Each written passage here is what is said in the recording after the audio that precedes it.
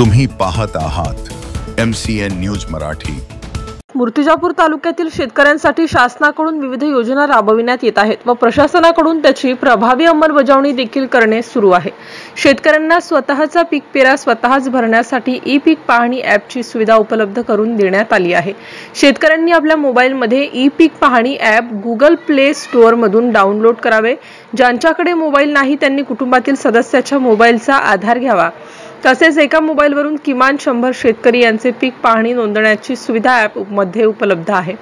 त्यामुळे जास्तीत जास्त शेतकऱ्यांनी ई पीक पाहणी करून घेण्याचे आवाहन मूर्तिजापूरचे प्रभारी तहसीलदार उमेश बनसोड यांनी केले आहे। उन्हाळी हंगाम 2025 करिता दिनांक 1 एप्रिल 2025 पासून दिनांक 15 मे 2025 पर्यंत शेतकऱ्यांना स्वतः ई पीक पाहणी DCS मोबाईल ॲपद्वारे स्वतःच्या शेतातील पीक पेराची नोंद करता येणार आहे। MCN न्यूज मराठी करिता धनराज सपकाळ सह नरेंद्र वाढोणकर, मूर्तिजापूर।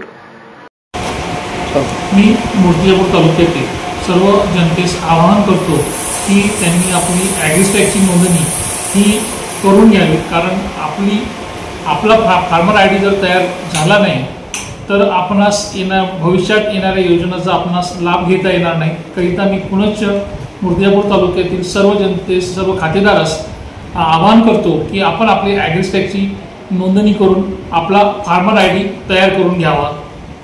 तसेच सद्यस्थितीत रब्बी पिकाचा शासनाच्या